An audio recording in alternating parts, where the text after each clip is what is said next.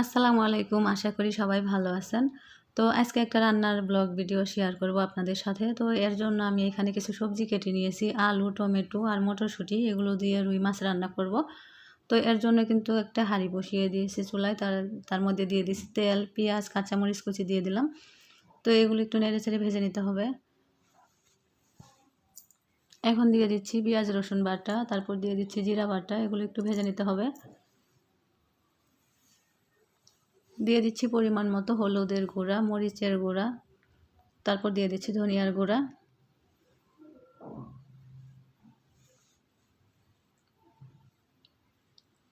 এখন দিয়ে দেব পরিমাণ মতো পানি দিয়ে কষিয়ে নেব।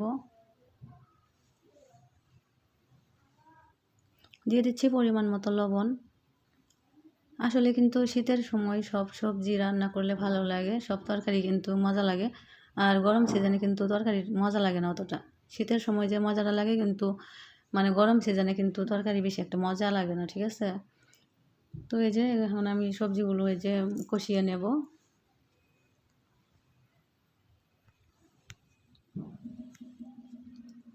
তো আমি আরেকটা চুলায় মাছগুলো ভেজে নেব। রুই মাছ দিয়ে রান্না করব তরকারিটা। তো রুই মাছটা আমি ভেজে নিচ্ছি আরেকটি চুলায়।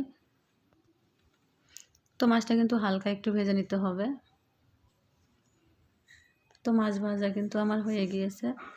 তো এখন আমি তরকারিটাও কষানো হয়ে গিয়েছে, তরকারিতে পানি দিয়ে দিব।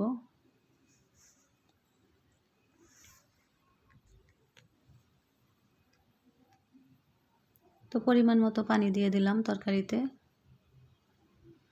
তো ওইদিকে তরকারিটা হতে থাক, আমি এদিকে এই যে টাকি মাছের ভর্তা বানাবো। তার জন্য সব কিছু রেডি করে রেখে দিয়েছি। ধনিয়ার পাতা, টাকি মাছ, তারপরে পেঁয়াজ, রসুন, কাঁচামরিচ, তারপর দিয়ে দিচ্ছি একটু রসুন পেঁয়াজ বাটা, জিরা বাটা, হলুদের গুঁড়া, ধনিয়ার গুঁড়া, মরিচের গুঁড়া, পরিমাণ মতো লবণ, তেল দিয়ে এগুলো হাত দিয়ে একটু মেখে নেব। মেখে সামান্য পরিমাণ পানি দিয়ে মাখা মাখা করে একটু পানি দিয়ে তারপরে চুলায় বসিয়ে দেব। টাকি মাছের ভর্তাটা কিন্তু এভাবে করলে আমার কাছে অনেক মজা লাগে আর কি। আপনারা কিন্তু এটা চেষ্টা করতে পারেন, বাসায় করতে পারেন এটা। তো আমি আরেকটি চুলায় মাছ ভর্তা বসিয়ে দিয়েছি। এদিকে আবার তরকারি প্রায় হয়ে আসছে, তো মাছ দিয়ে দিলাম। হওয়ার আগে একটু ধনিয়া পাতা দিয়ে দিলাম উপরে। তো মাছের তরকারিটা কিন্তু হয়ে গিয়েছে।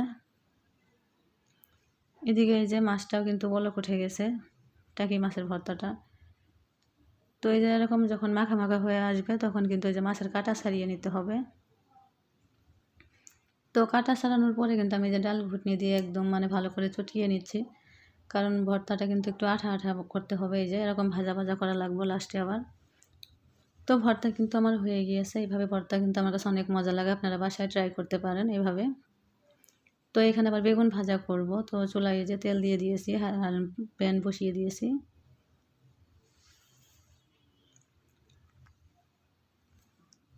তো বেগুন ভাজা হয়ে গিয়েছে। আর ভিডিওটি আপনাদের কাছে ভালো লাগলে লাইক, কমেন্ট, শেয়ার করে দিবেন, পেজটা ফলো করে দিবেন। আর সবাই ভালো থাকবেন। আল্লাহ হাফেজ।